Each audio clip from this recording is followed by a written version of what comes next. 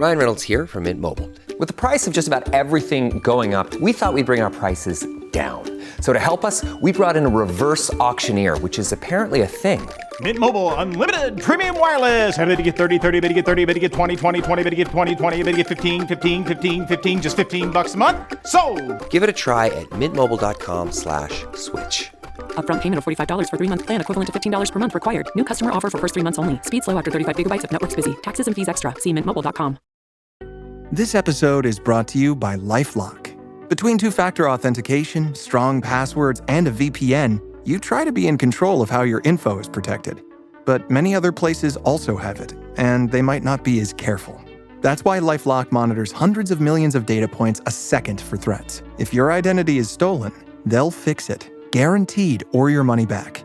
Save up to 40% your first year. Visit LifeLock.com/podcast for 40% off. Terms apply.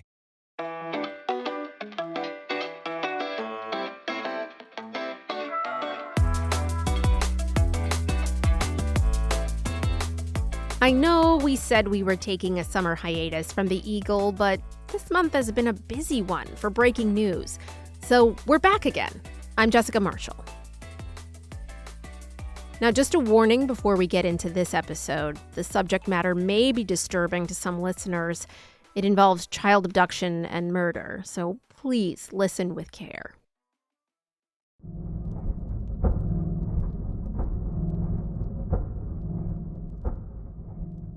In the early hours of Sunday morning, many of you may have been awakened by an Amber Alert that came up on your phone. So at 1:29 a.m., Warren County Sheriff's Office put out an Amber Alert for a 9-year-old girl named Melina Frattolin. Reporter Patrick Tyne still has the Amber Alert message on his phone. They listed her as being female, brown hair, wearing light-colored shorts, black and white striped shirt, white Adidas sneakers. Last seen on Interstate 87 near exit 22, Lake George. Patrick was the reporter on duty that morning, so he picked up the story. And so we spent a lot of the day just trying to figure out what the next thing was going to be. Police would not say much that morning beyond what was in the Amber Alert. That Melina may have been in a white van heading south on Interstate 87, aka the Northway, near Lake George, New York. The initial alert said that she was last seen at 7:40 p.m. Saturday evening, but later it changed to 9:58 p.m. It also said Melina was believed to be in, quote, imminent danger of serious bodily harm and/or death. The first 48 hours after an abduction are seen by many in law enforcement as a critical window of time. The chances of finding the abducted alive after that period are viewed generally as not great. This was the second Amber Alert for a 9-year-old girl in the region in less than 2 years. In October of 2023, another girl was snatched off her bicycle at a campground about 15 miles from Lake George. She was found alive 48 hours later. Her abductor, a stranger, was caught and sentenced to 47 years to life in prison. But stranger abductions are rare. The most common perpetrators of child abduction, according to experts, are family members or people that they know. So that's how you spent your day. We didn't know very much. You find out that the father is the one who made the call, right? Eventually. Yes. By Sunday afternoon, we knew that 45-year-old Luciano Frattolin had made the call to police reporting his daughter missing. He told police that he and his daughter were vacationing in upstate New York. They'd been driving up the Northway on their way home to Montreal. He told 911 operators and police that he had pulled over near exit 22 on the Northway in Lake George and gone in to the woods to relieve himself. And when he returned, his daughter was gone, and a white van was fleeing south after 2 men had forced his 9-year-old daughter inside. But almost in the same breath on Sunday afternoon, Police said that Luciano Frattolin's story wasn't adding up. What did you learn about the inconsistencies in the story? Well, the state police said that his story was fabricated. And I still don't know if we figured out if this was a mistake that was made. Regardless, there was never a white van, according to police. There was never a kidnapping. Then, around 4:30 Sunday afternoon, the Amber Alert was canceled. A state forest ranger had found Melina in Ticonderoga, about an hour north of Lake George. She was deceased. Police said they believed Luciano Frattolin's story about his daughter's abduction was not adding up. But as of Sunday afternoon, he wasn't being called a suspect. That's when Patrick started to do some digging. You got the name, so you start looking into who he is. So who is this guy? So he has an online presence. He He's owns 45 at least, years he's 45 years old. The police initially said he and his daughter were Canadian. We later were able to piece together that he had a Canadian visa, but he actually has Ethiopian and Italian citizenship. That Ethiopian and Italian citizenship kind of comes together in one of his businesses, which was a coffee business, which apparently had coffee that was like sourced from Ethiopia, and he kind of leaned into sort of Italian cafe culture. And it was all on the website for this company, which has since been taken down. But he has a very long bio, which is written in the third person. I can't speculate as to who wrote it. The bio on his website mentions a, quote, unfortunate event that severely affected his well-being. He talks about a difficulty that he had in his life in February 2019, that he says there was an arduous road to recovery. Doesn't go into detail on that. Spoke about his daughter several times, about how she was the light of his life, and how racism and other difficulties that he'd faced because of mixed race upbringing. She helped him to kind of see, the good in people and to live a more positive life. And also there was something about how just the general messiness of having a young child was something that he had learned to embrace rather than try to have like a perfectly neat home and everything. He enjoyed her coloring and the toys everywhere and all of that. And all of that was in his bio on a website trying to sell coffee. We found his Instagram, which paints the picture of a kind of globe-trotting, almost kind of playboy but family man sort of figure. I mean, he has traveled all over the world in helicopters, flying, first class to exotic destinations. He's a huge fan, apparently, of Porsche sports cars, and his daughter is in a lot of those photographs. And certainly from the images, it looks like they're having fun together. There's videos too. There's right? videos as well of them in New York City, them walking down, Fifth Avenue by Louis Vuitton store and all of that. And he's creating an image of success. In fact, also the website for the coffee company said, he's been very successful financially. Interesting. As an investor and businessman. Police said Luciano Frattolin and his wife separated in 2019. The same year, Frattolin's website says he suffered the unfortunate event. His ex-wife, who lives in Montreal, had full custody of their daughter, Melina. Yeah, so this was a planned vacation, right? It seems like it, yes. Yeah. It was not an abduction out of Canada. The mother was not searching for her, and according to police, this was all fine by her. Yeah, she didn't have any, didn't they say that she didn't have any reason to believe that the father would cause any harm to the child, right? Yes. Melina's mother told police that she had spoken to her daughter on the phone Saturday evening around 6:30. She said that Melina, quote, seemed fine. She understood that Melina and Luciano were heading back to Montreal. She told police that she had no reason to believe that Luciano would have posed any danger to their daughter. Police also said they found surveillance footage of Melina and Luciano in a Saratoga Springs restaurant about an hour earlier than the call with her mother. As of right now, that's the last time Melina is seen alive. We're going to take a short break. We'll be right back.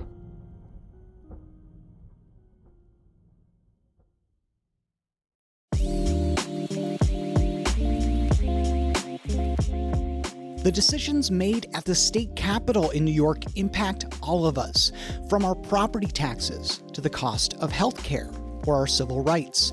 It's all really complicated, but I'm here to help you sort through it. I'm Dan Clark, author of the Capitol Confidential newsletter from the Times-Union.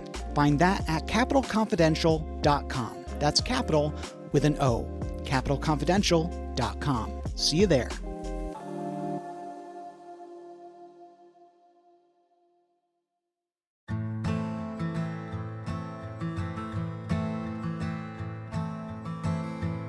"12-year-old Jaliek Rainwalker vanished without a trace from a small upstate New York village on a cool November night in 2007.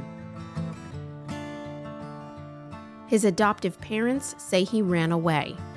Police believe he was murdered, but a body has never been found, and a suspect has never been named. Thank you for giving me the opportunity. Yeah, Appreciate okay, that. all right, but you don't want to talk. Then when I learned they were trying to undo the adoption, that's when I learned that this story was very complicated, well, a lot more complicated than I even thought. Almost 2 decades later, the case remains unsolved. I'm Jessica Marshall. And I'm Wendy Lipertor. In this podcast from the Times-Union, we take a deep dive into the mystery of this missing child and try to find some answers. So have you come to terms that Jaliek is probably dead? Yes. Okay. I feel that he was killed on November 1st, 2007. Available now, wherever you listen to podcasts.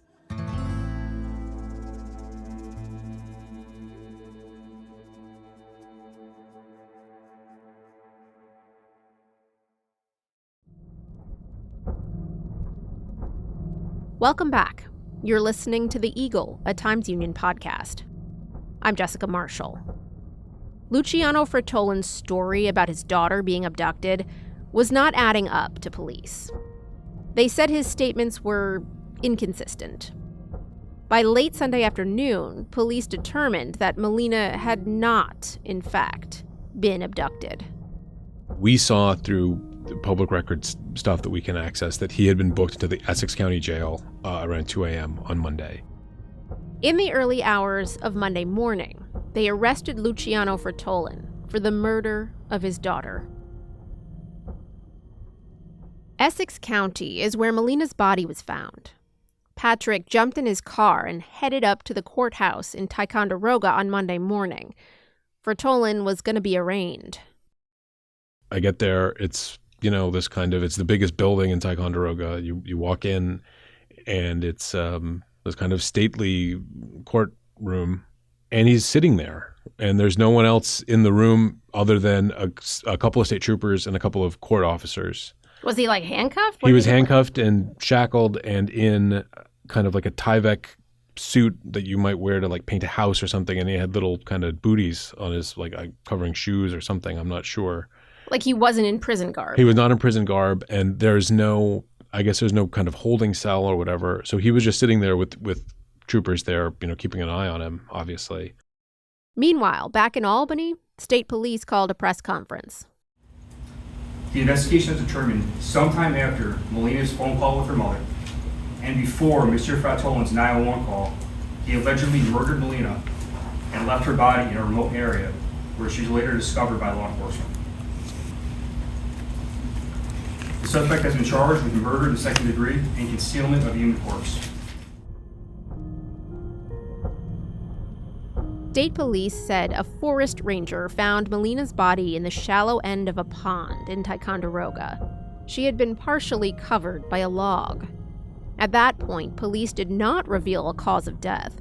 An autopsy was scheduled for later in the day. A motive for the alleged murder is yet unclear. Luciano Frattolin pleaded not guilty to murdering his daughter and concealing her body.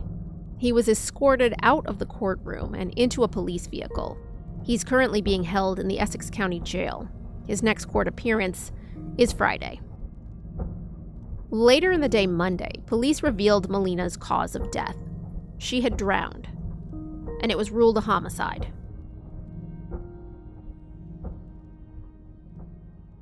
You know, what else is there for people to know? Because this story has intense public interest, obviously. Like, that's not surprising. Yeah, and then there's rampant speculation. Right.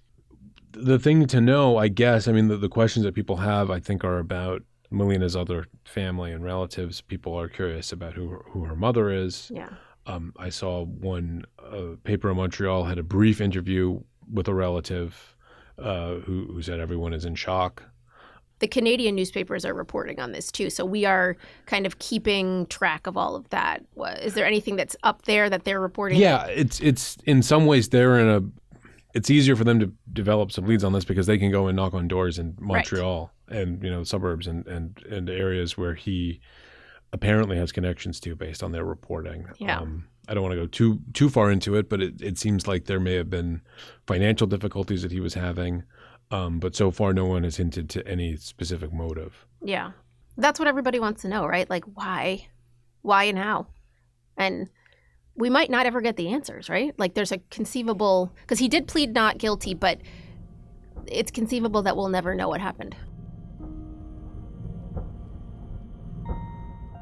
New York State Police are asking for any video footage or eyewitness accounts of the vehicle the Frattolins were driving.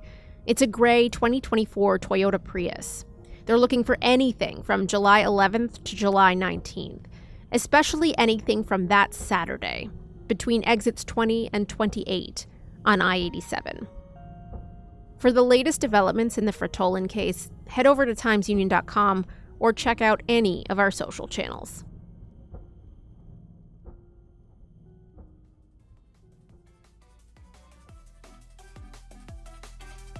That's it for this week. We will be back soon with more from inside the newsroom.